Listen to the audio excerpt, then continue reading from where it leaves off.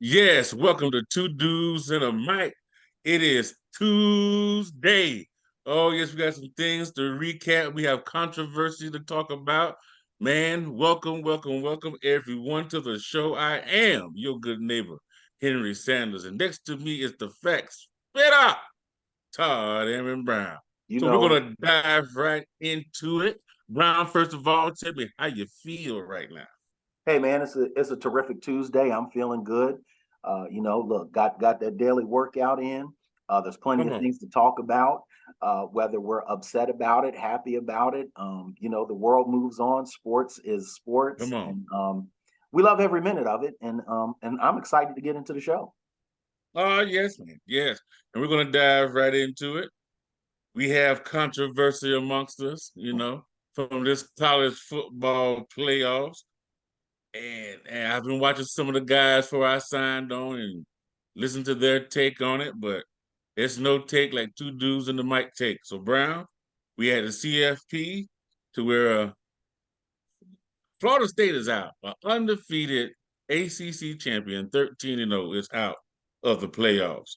And Deion Sanders made some comments about Nick Saban and the SEC and how Nick Saban is pretty much is the godfather of college football, and how the committee just couldn't see not having an SEC team, especially an Alabama team that just won the SEC championship, not in the college football playoffs.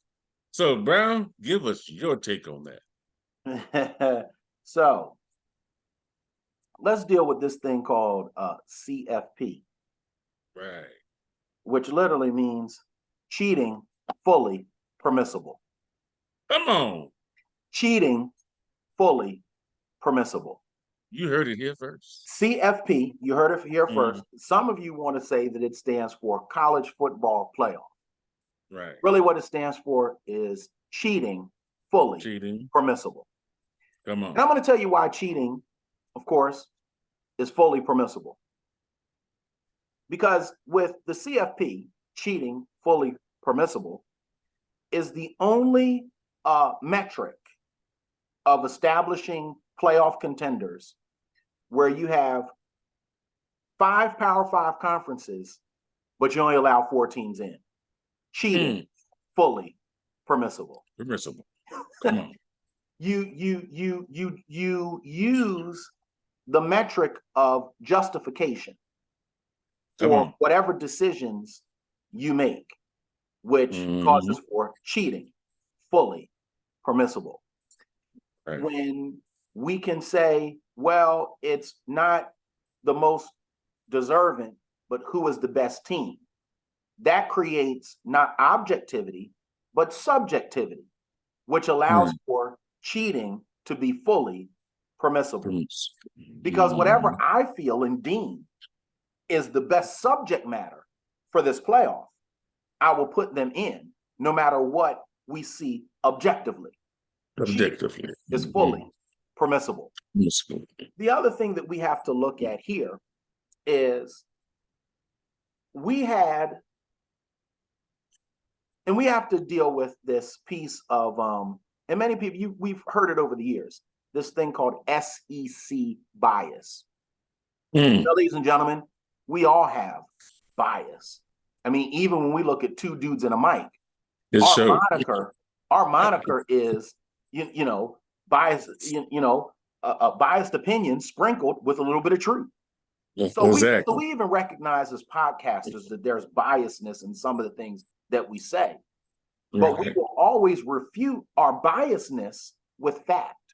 But when you don't do that, then you get a CFP, where cheating is fully permissible. Come on. And so, from the subject matter that we had, we look at a number 1 Georgia team that lost their championship. And watch this, ladies and gentlemen. They dropped all the way down to 6. So they lost. They lost. They've been number 1 all year. They lost. And not only did they drop out of the top 4, they dropped out of the top 5. Where do they do that at? So Michigan, cheating scandals and all, moves up to number 1 after they win their game. Fine. Washington, undefeated, like Michigan, wins their conference championship. So they're in. That's been a 25-year precedence of objectivity when it comes to cheating fully permissible. Washington, who was an underdog to an Oregon team, beats them not once, but twice, wins a championship. They become number 2. Right. So they jumped up. Now watch this. Look at this. Michigan, who was number 2, moved up to number 1. Georgia, who lost, we know is going to move down. Washington, who was number 3, moved up because they won. So then we have a Florida State team who have been ranked in the top 5 practically the entire CFP. They vacillated a couple times between number 4 and number 5. Now, the one time that they moved down to number 5, they did that because they struggled in beating a Boston College team that they did not cover the spread on, but they had Jordan Travis. Do you see where I'm going? Come on. But then Jordan Travis breaks his leg, travesty. And they beat Florida with the backup quarterback, and you did not penalize them. You put them as number 4. And number 4. Without Jordan Travis, who in your cheating fully permissible handbook says that, well, if the team is missing a player, then that can change the alternative of who we put in. That's a justification for a lie. That's justification. That's exactly right. That's justification for cheating. But this is what the committee said. When you didn't have Jordan Travis against Florida, they were still good enough, and they covered the spread, and they were still good enough to be in the top 4. And so you knew that Jordan Travis wasn't going to come back again in the ACC championship game. Hello. Hello. And so we find out that Tate Rodemaker got a concussion. So now they're down to the 3rd string quarterback. And they still go and win. And not only do they win, good neighbor, they cover the spread in that game too. And cover the spread. Come on. Without Jordan Travis, who you said, without Jordan Travis, they were the number 4 team in the nation. Right. Exactly. But remember, cheating is fully permissible. Fully permissible. Come on. So now we come down and this cheating committee. Cheating committee. Come on. Decides that Alabama, who was number 8, moves 8 at the up time now. 4 spots. So much so that they even jumped an idle Ohio State, who only had 1 loss to the Big Ten champion. Oh, yes. Break it down, Todd. Break it down now. We have Alabama, who jumped a Florida State team that had not lost a game with or without the Heisman Trophy winner. Right. Oh, because that's another thing. If we're saying that Florida State is such a different team without Jordan Travis, let's not have a Heisman ceremony. Let's just go ahead and give Jordan Travis a Heisman Trophy right now, because he's already shown that he is the most valuable player in all of college football. In all of college football. According to the Cheating is Fully Permissible Committee. Exactly. Okay? According to them, Florida State cannot win without Jordan Travis, even though they did it. Not once, but twice. And then people wanted to get into this whole thing of, oh, Michigan, did you see their reaction when they drew Alabama? No. maybe their reaction was the shock that the entire world had, and how in the world does Alabama get in over an undefeated conference champion, Florida State Seminoles? Maybe that was the what do we have here? And maybe let's talk about this. Maybe it was a sigh of relief because Michigan feels so they can beat Alabama better than they can Florida State. Come on. Am I the only person that's noticed that Michigan's offense has not looked explosive all year long? And that's even playing against a whole lot of non-Power 5 teams. No, none of us want to talk about Michigan's schedule, where they only played one top 25 team. One. They did one. None of us want to talk about how the ACC conference was 6-4 against the SEC conference, but you leave the ACC conference out. None of us want to talk about the SEC's record against top 25 competition was lesser than the ACC's record against top 25 competition. If we want to talk about strength of schedule and strength of record, how in the world is Michigan number one on either one of those metrics? See, this is what we had to deal with. And this is true. And I'll tell you, my friend, I could do well, okay, with if the cheating, fully permissible committee said that all we want to do is pick the teams that we believe are going to generate the most revenue for ESPN. Right. I could live with they said we want to live with it. They just came out and said it. Right. Yeah. We want to pick the teams, Kurt Herbstreit, Dan Orlowski, Paul Feinbaum, Emmanuel Acho. And I like you, Emmanuel Acho, but sometimes your brain goes left sometimes. Mr. Far left. Come on. And look, I know that you're a Texas enthusiast, and that's good. But at some point, you know, and I don't even want to say that because you know that when you can justify your decision, then your decision is right. But even though you can make a right decision, it doesn't make it the correct decision.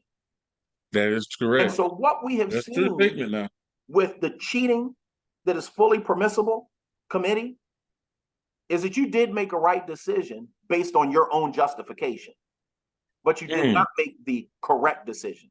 Because this is what we learned. This is what we learned from football. Come on. If you continue to give me some time on this.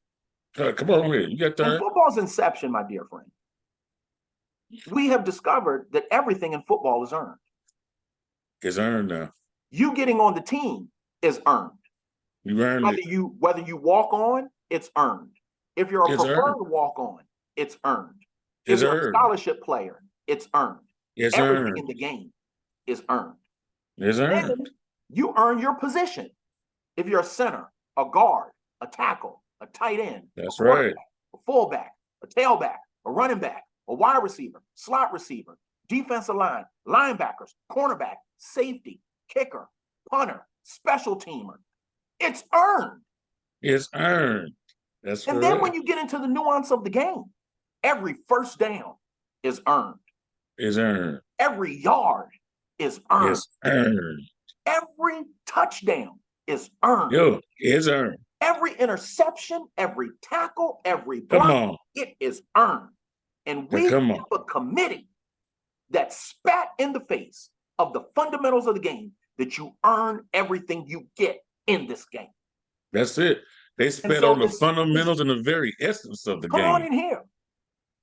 And so the cheating, fully permissible committee has cheated every true football enthusiast of living by the creed that any given Saturday, any given Friday, any given Sunday, any given Monday, anytime we strap our laces up and put these shoulder pads and helmets on, there's an opportunity for us to win the game.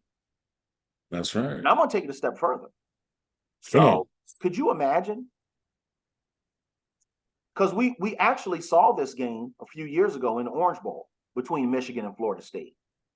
And it was a big draw from a rating standpoint. It was a big draw from viewership standpoint. and it was Come not on. even a playoff game. But because Mm. you had two of the most popular brands, since we want to have this conversation and talk Come on. business, because really that's what this decision was It's made. what it's It what it's wasn't made made. about. Right. It wasn't made off people's athleticism. It wasn't made off of what's earned. It was made off of what some certain individuals thought was best for business. So let me give you some Right. best for business stuff. Go and check the viewership of when a few years ago Michigan and Florida State played in the Orange Bowl, and it In the wasn't arms. CFP. Look at how many people viewed and watched, and the millions of dollars that came in from that game. Can you imagine, with the level of storyline, an undefeated Michigan team, an undefeated Florida State team, who, by the way, by that time, Tate Rodemaker would be out of concussion protocol. By that time, that offense would be fully running, because guess what? He's getting all the first team reps. Okay, All the first team. That's correct. that defense who had not given up 30 points to anybody all year long would have been ready for a Michigan team that struggles to score 28 points. Mm. And so you mean to tell me that people would not want to watch that brand? But watch this good neighbor, and I'm going to turn it over to you because I've done a whole lot of talking. If Coach Deion was the coach of Florida State, Florida State would have still been number 4, right? Oh, I believe that. And I believe that, and I'm glad you went there on that. And you know why? Mm-hmm. Because Deion himself would have sold out every single stadium. Come on. See, but Mike Norvell, who doesn't have that reputation, but yet is a phenomenal coach. Phenomenal head coach. Yes, he is. Because he's done it right. He's built this team the right way.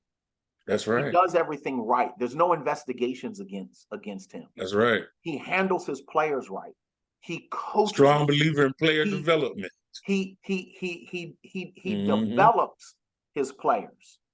He brings in the right transfer guys, and he's honest with his players, and he's honest with every single question that's ever asked of him.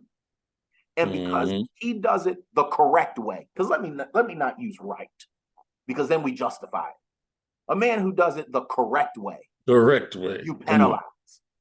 But a man who has been suspended for the majority of this season, right, you have no problem with.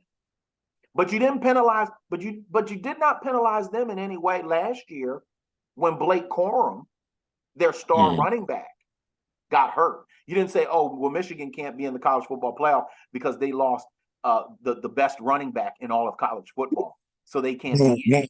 And they got boat raced. And they got boat raced by TCU. Exactly. And I'm glad you mentioned that, because there goes the hypocrisy.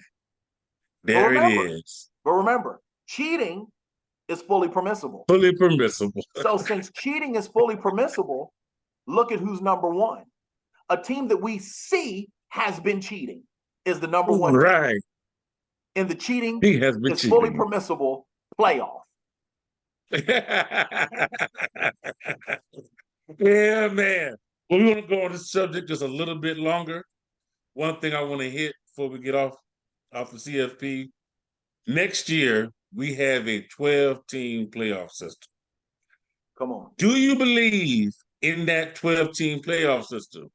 Will it fix this controversy that we've had since the CFP has been instituted? It will massage it. But before we get to that, let me go here. And I'm going to bring up a little bit of conspiracy theory. Maybe the cheating fully permissible committee decided not to include Florida State because, good neighbor, if you remember, the playoff expansion was to take place this year. It was originally this year, but yes. The Big Ten, the Pac-12, and the ACC were the 3 that voted against it. And is this Mr. Sankey, ESPN, and the SEC way of sticking it to the ACC? It's just a theory. It's a theory. Because truthfully, this year should have been the initiation of either a 8 or a 12 team playoff. But Yes. because the commissioners could not come to agreement, they kept it in its present configuration. So I just wanted to bring that point up Right. from a, just from a thought here of when we look at the decision that the cheating is fully permissible committee made. Okay, that the Kurt Herbstreit wants to help justify. Dan Orlowski went against his own word and flip-flopped in the span of 48 hours, who said, 48 hours. Well, Florida State wins out, they're supposed to be fully in. And then 2 days later, 48 hours later, he's talking about, oh no, the committee got it right. And they got it right. Alabama deserves to be in here. When does somebody ever deserve something? Right. That's the problem with so many things now. People think that they deserve something because they showed up. Dan Orlowski, you must have grew up in the time when they gave trophies to everybody. Right. And it showed by you as a quarterback, both at Connecticut and when you got to the NFL. That's why you ran out the back of the end zone, because you were so scared of getting tackled. Come on. Bring it up. Bring up that football history. And now you're this phenomenal analyst. Please. And Paul Feinbaum, I just have no words for you. I mean, we all know how much the SEC is putting money in your pocket to tell people to shut up. Get a better. Oh, they're really greasing his palms, man. Yeah, got to for the stuff he comes out his mouth saying. But I do appreciate. Oh, and AJ McCarron, you're another one who flip flopped after 48 hours of saying, and you AJ McCarron actually got into it with Kurt Herbstreit on national television. Exactly. Talking about how Florida State should not be penalized, and how if they beat Louisville, they're definitely supposed to be in, and everything else. And then you come back, but I understand you're Alabama alone, so of course you're going to say, "Oh yeah, this is the right decision." When we've never seen, in whether it was the days of the BCS where the computer was doing it, or in the time of the cheating is fully permissible committee, have we ever seen where a number 17 and a number 18 jumped into the top 4? Jumped into the top 4. This is the first time that's ever happened. It's not correct. It's not correct. It's not. You can and look, you can justify it. So because you can justify it, you will make it seem like it's right. It's not correct. Because this is the thing that I've discovered, and this is what I learned in math class. When you solve for X, if X doesn't match the proper thing, you can put whatever work you want to down there. But if X don't equal 2, the answer ain't right.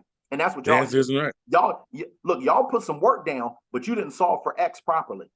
Because X properly was Florida State being the number 4 team. Come on. Told, they should have been the number 3 team. Yeah. Could have easily been the number 3 team. How it should have went is once Georgia lost, Michigan to 1, Washington to 2, Florida State to 3, and then guess what you do? Between Georgia, Ohio State, Texas, and whoever the number 6 team was, that's who you pick from. And I would have put in Texas. I would have went with Texas on that one. I mean, I don't have a problem with Texas being in. Texas beat Alabama. Head to head, and once the conference championship handedly. I have no problem with that at all. We all know. I don't think we're going to make it to the next bullet point the way this is going. But let me inject just a little bit of something. If we don't make it to the next bullet point, that's fine. We got Thursday show. Check this out. What I thought about earlier when we talked earlier this morning.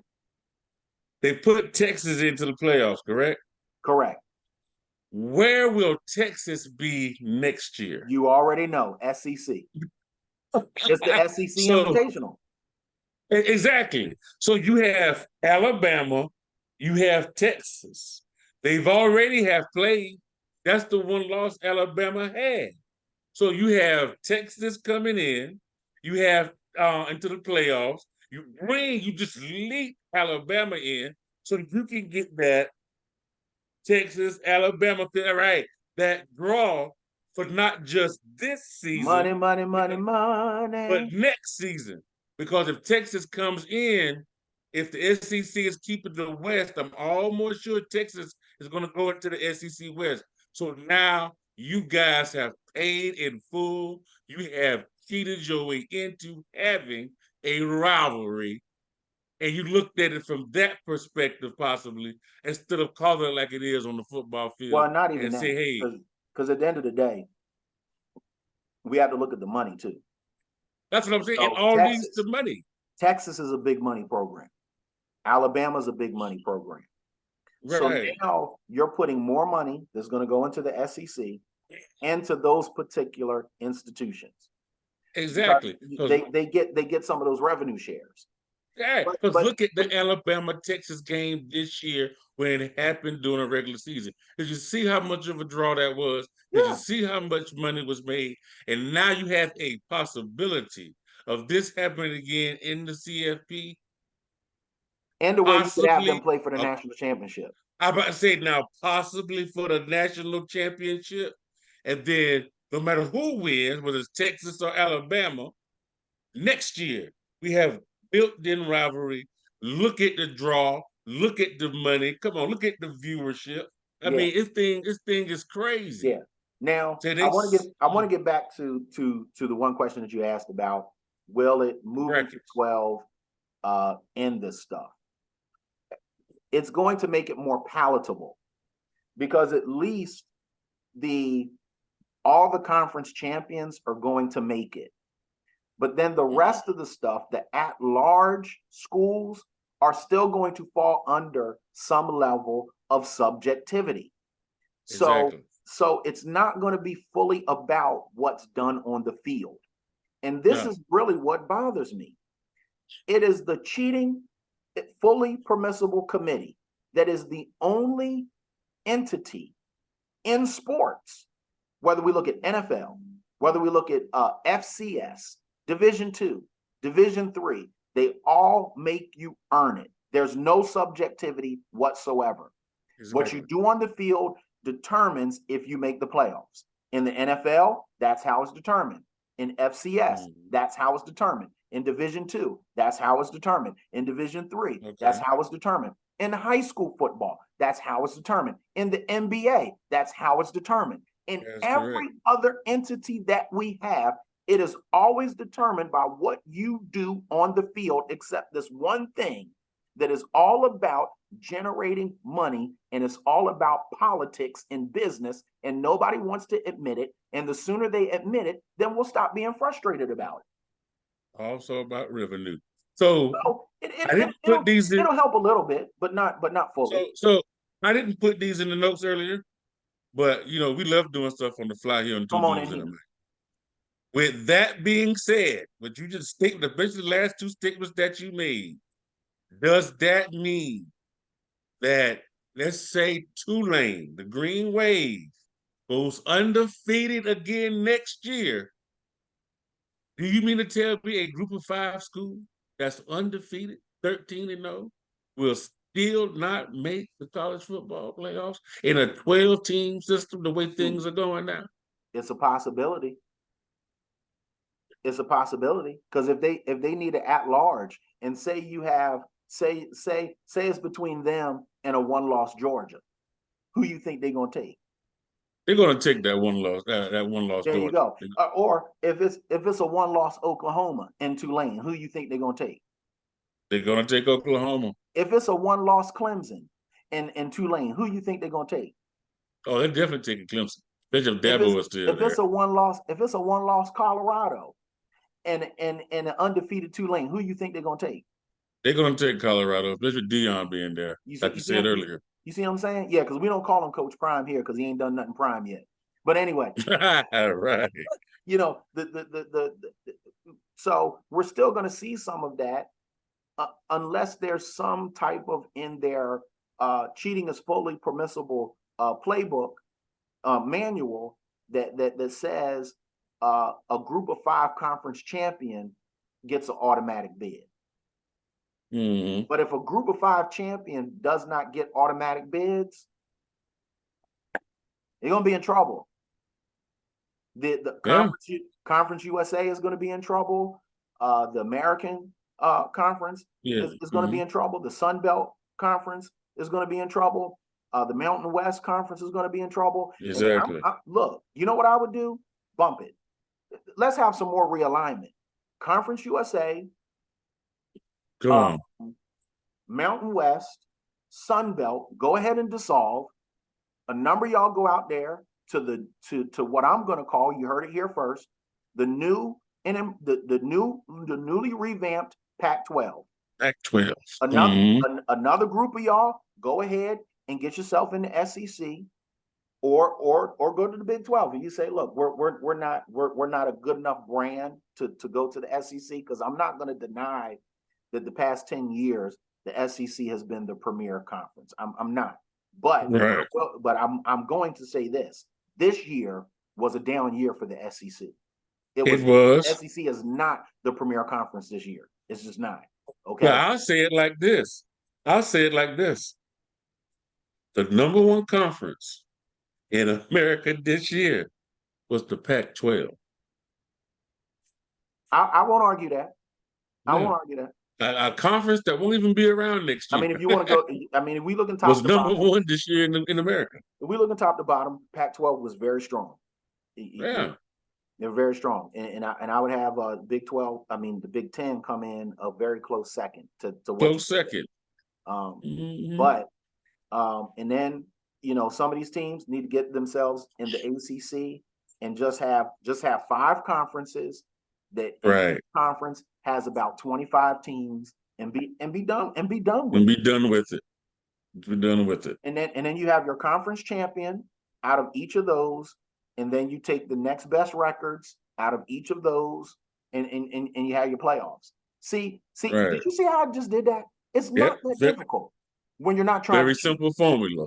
When you're not trying to cheat and you're not trying to make it about the almighty dollar, and you want to make it about what it really is, about these young men competing for championships, everything else will take care of itself. The NFL ain't had no problems.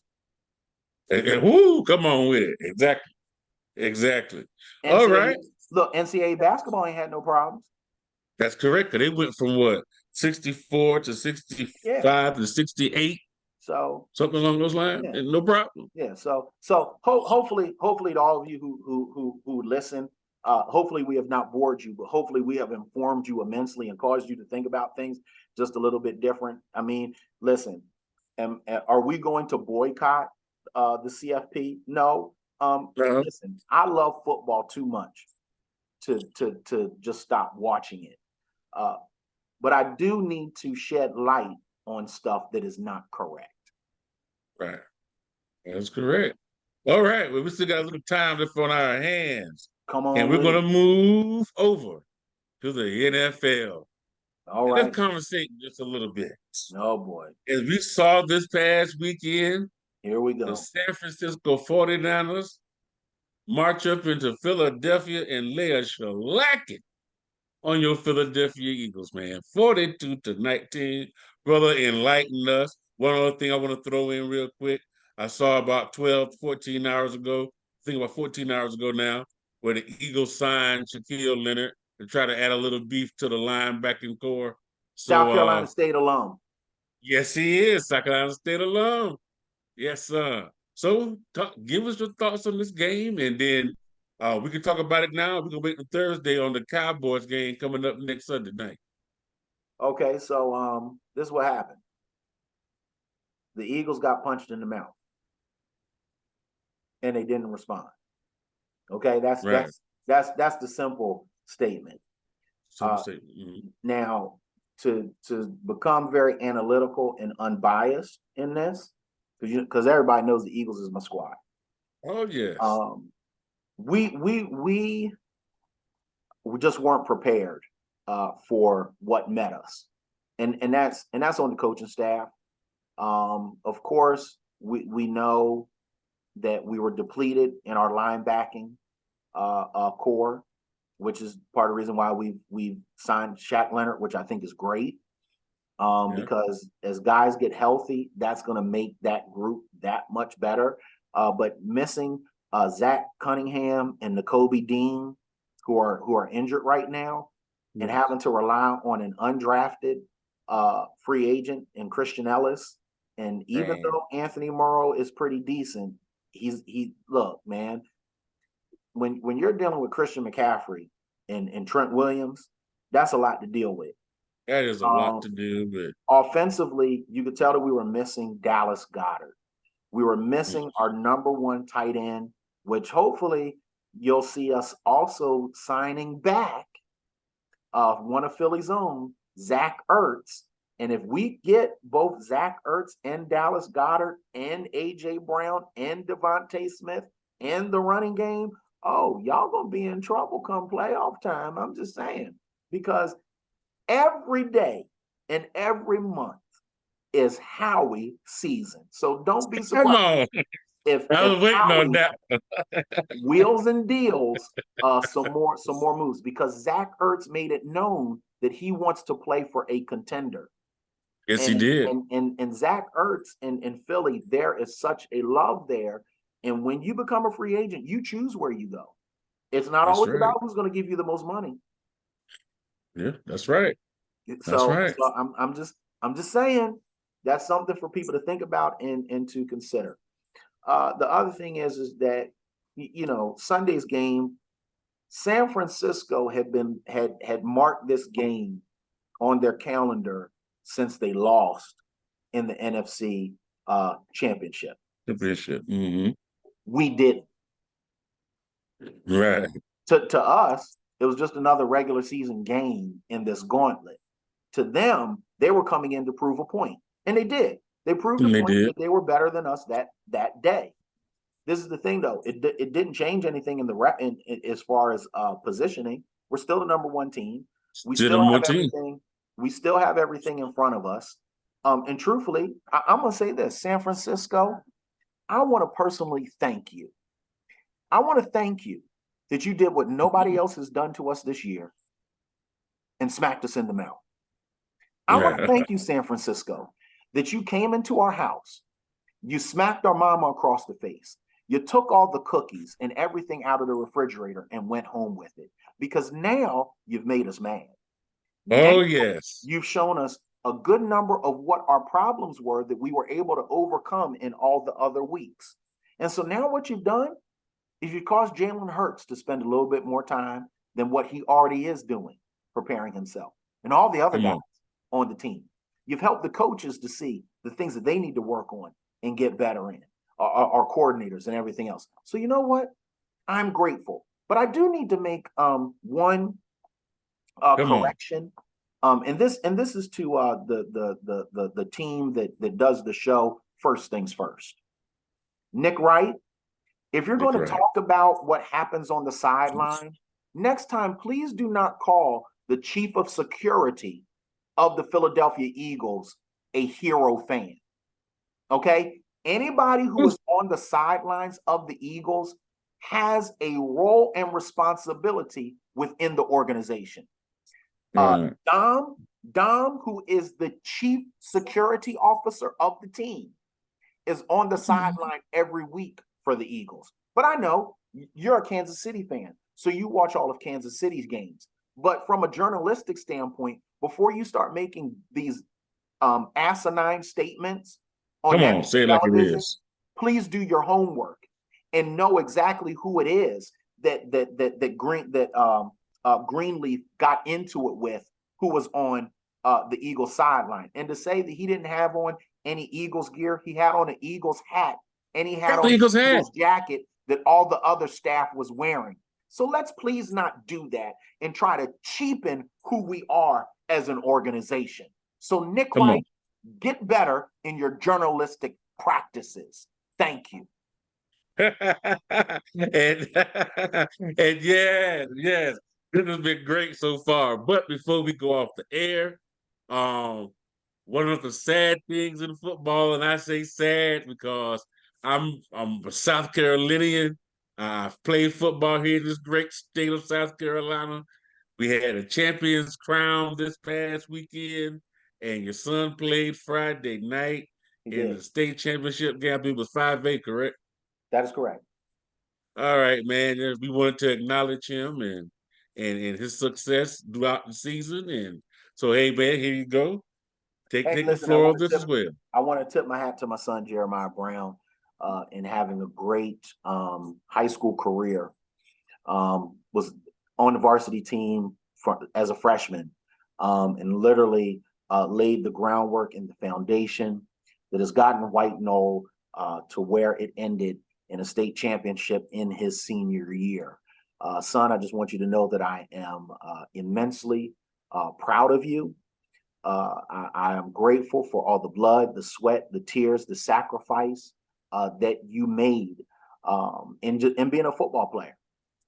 And of course, you're reaping a number of awards as there are schools, of course, that you've been accepted to. One of those being, of course, the Johnson C. Smith University. Come on, And so, Golden of Bulls, course, baby. I'm proud of you. Now, I mean, of course, we all hoped that it would have ended in a win. It didn't, but you gave your best, and that's all I ever ask of you is to give your best in everything. And so I'm grateful that you gave your best in everything that you do. And to the White Knoll Timberwolves, you didn't get it this year. Use this as motivation for the years to come, and hopefully your coaching staff will learn from this experience because there's a number of things that really did not come down to the players. It came down to coaching. So Nick Pelham, hopefully you'll become better and you'll learn from your mistakes. As a head coach, you can't just be focused on one side of the ball. And it's still a shame that you went home and you still got 3 timeouts sitting with you. Yeah, you never leave your timeouts on the floor, man. You never take them home with you. You burn them things, man. But all right, And this is all right. and when it's the last game of when it's the last game of a season, whether it's the state championship game or just a regular season game, Regular season always game. make sure that you let those seniors who have laid the foundation for you get in the game. They don't have to play the whole game, but you at least make sure that they get in the game. That's right. Let That's them touch called the field. respect, and that's called honor, sir. Something that's right. You need to learn. Come on. All right, Todd, we're going to let you close this thing out. We have reached our time limit for today. Well, listen, I've talked so much today, but listen, we thank you all for tuning in to Two Dudes and a Mic. Hopefully, again, you've been entertained, you've been informed, you've seen some of our biased opinion, but also sprinkled with a whole lot of facts in there.